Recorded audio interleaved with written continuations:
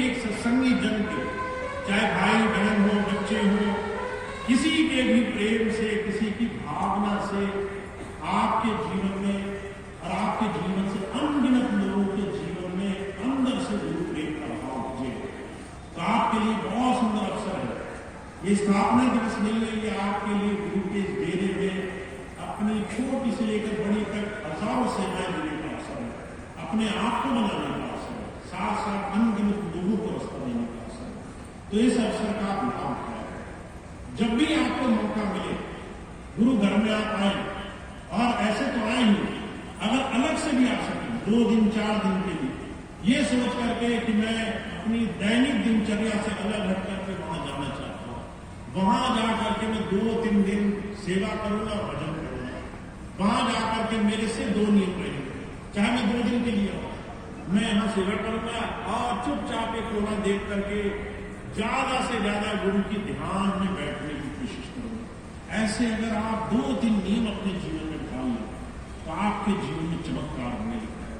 आपके जीवन में गुरु की कृपा से आपको अंतर गुरु की धारा से जुड़ने का अवसर मिल जाएगा। तो आप बहुत भाग्यशाली हैं। आज हम स्थापना दिवस को मना रहे हैं अपने स्वामी जी महाराज के आश्रम में, जहां उन्होंने कहा था रूहानियत, आध्यात्मिकता वो दूर दूर तक लोगों में फैलेगी। वो आध्यात्मिकता दूर दूर तक फैले, उसके लिए उस आध्यात्मिकता की कुछ बागडोर संभालने की जिम्मेदारी हमारे और आपके ऊपर भी गुरु जी ने सौंपी है। हम ही उनकी इस आध्यात्मिकता की बागडोर आगे तक लेकर जाएंगे। हर एक सत्संगी प्रेमी इस बागडोर को आगे तक लेकर जाएगा। तो आपसे मेरा छोटा सा एक यही अनुरोध है, आपके लिए ये गुरु का स्थान बहुत पवित्र होना चाहिए। इसके अंदर एक एक चीज बहुत पवित्र होनी चाहिए। मैं आपको 1-2 चीजें और बताता हूँ। अभी कुछ दिन पहले पंजाब में एक जगह सत्संग हुआ, तो एक सत्संगी भाई कहने लगे, मुक्तसर गुरुद्वारा है, यहाँ पर सिखों के 40 शिष्यों ने अपनी बलिदानी दी थी गुरु गोविंद सिंह जी महाराज के लिए, आप वो गुरुद्वारा जरूर देखिए। तो मैं वहां गया। जब मैं वहां पहुंचा तो मैंने देखा कि वो गुरु गोविंद सिंह जी महाराज के कई वर्षों बाद सिर्फ उनकी स्मृति और याद में बना हुआ एक गुरु मंदिर है, जहां पर वो गुरु जी की वाणी पढ़ते हैं, गुरु जी को याद करते हैं। पर उन्होंने गुरु को नहीं देखा, पर उनके प्रेम भाव को उन्होंने आज भी वहां समाहित कर रखा है। कैसे? हम वहां पहुंचे, जैसे ही पहुंचे तो उन्होंने अपने हाथ से हमारी जोड़ी ली। उसके बाद एक जगह थी जहां पर उन्होंने बाहर ही नंगे पैर धोकर अंदर जाने की व्यवस्था रखी। पूरा उन्होंने गुरुद्वारा बड़ा सुंदर साफ रखा, हर जगह बड़े प्रेम से मिले, बड़े प्रेम से बात की, बड़े प्रेम से उठाया बिठाया। जितनी देर आप उस गुरु घर में रहे उतनी देर आपका ध्यान दूसरी चीजों पर नहीं है, सिर्फ एक चीज पर गया कि जिस भाव से गुरु जी ने वो शहीदत उन 40 शिष्यों की स्वीकार की होगी, वो भाव आज भी उनके जाने के बाद सैकड़ों साल बाद भी उस गुरु शक्ति को मानने वालों ने उसी प्रेम भाव से बनाकर रखी। आप वहां जाएंगे तो आपको दूसरी चीजें नहीं याद आएंगी, आपको वहां जाकर अपने गुरु का ही ध्यान रखना। तो जो कहा करते थे ये दायित्व कि हम अपने गुरुद्वारे को, अपने गुरु घर को, अपने गुरु के स्थान को उस प्रेम भावना से सजा कर रखें, उसका दायित्व हमारा बनता है। तो आप वो कैसे कर सकते हैं? मैं एक छोटी सी चीज हमेशा कहता हूं, आप जब गुरु जी के घर में आ जाए तो कोशिश करें कि आप अपने आप से मतलब रखें, बड़े स्वार्थी हो गए, हर जगह वहीं बैठे जहां पर प्रेम और सेवा की बात होती है, जहां पंचायत लगी हो, चुपचाप बिना कुछ कहे, बिना कोई टीका टिप्पणी किए वहां से उठ करके चले जाए और चुपचाप किसी अच्छी सेवा में लगे। आपको सैकड़ों सेवा मिल जाएंगी, आप किसी न किसी सेवा के काम में लग जाए और गुरु की याद में अपना समय गुजारे। जहां पंचायत लगी बैठी पाए वहां से हट जाए पड़े, वहां बैठने का काम नहीं आता, वहां पर समय नहीं गुजारना है, वहां से हट जाना है और वहां से हट करके अपने गुरु के ध्यान में समय गुजारने का मौका ढूंढना है।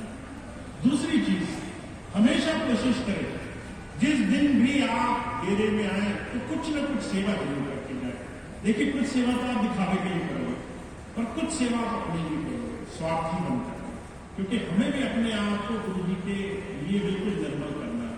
कुछ तो आप दुनिया के सामने करोगे, लोग आपसे पूछेंगे कि आपने ये काम किया कि नहीं किया, तो आप कुछ उसमें कोई परहेज नहीं है, पर आप कुछ सेवा अपने लिए करना जिसमें आप अपनी पद अपनी भूमिका पर देखना, चाहे वो कितना ही साधारण काम क्यों ना, चाहे पंगत में बैठे लोगों को प्रेम भाव से प्रसादक होना छकाना, कोशिश करना कि आप ऐसे सेवा कार्य में जरूर भाग लें, क्योंकि यही भावनाएं हैं जो आपको आपके मन की तमाम बाहरी वृत्तियों से बदलेंगे, गुरु से जोड़ेंगे।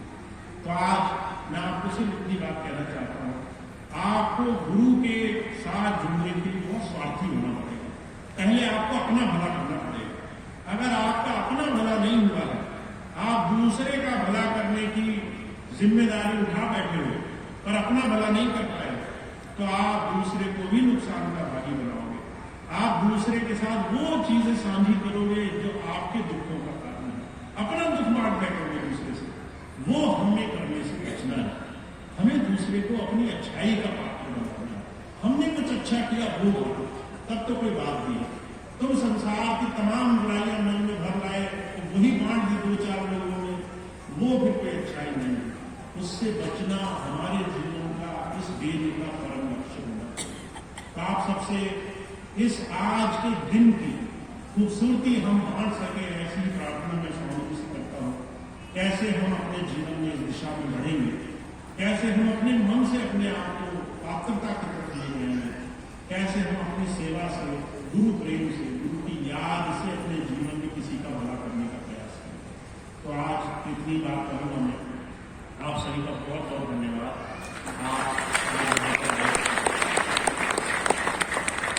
आज का ये कार्यक्रम हर वर्ष होता है, पर आज का इस कार्यक्रम में आने का मेरा कोई पहले से प्रोग्राम नहीं था। अकस्मात 2 दिन पहले चर्चा हुई कि मैं यहाँ से होकर गुजर रहा हूँ, तो सभी भाई बहन कहने लगे कि थोड़ी देर से ही पर आप यहाँ जरूर होकर जाए। तो आज हमने बैठकर गुरु की याद से स्थापना दिवस मनाया। अब मुझे इसके बाद थोड़ा सा जल्दी निकलना होगा आगे के लिए। तो आप सभी भाई बहन जो मिल चुके हैं, बहुत अच्छी बात है। जो नहीं मिले हैं पहले उन्हें अवसर देंगे, वो भाई बहन पहले मिल लेंगे। बाकी सभी भाई बहन आराम से थोड़ी सी सेवाओं में हाथ बटा देंगे, ताकि प्रेम से सभी भाई बहन आज के इस शुभ दिन को बहुत अच्छी तरीके से मना सकें, बहुत अच्छे ढंग से आज के इस दिन का पूरा लाभ उठा सकें। एक मैं छोटी सी सूचना और दे दूँ। अभी हमारे कुछ भाई बहन प्रयास में थे कि होली का कार्यक्रम गोजीपुरा आश्रम में जरूर बन जाए। मैं पिछले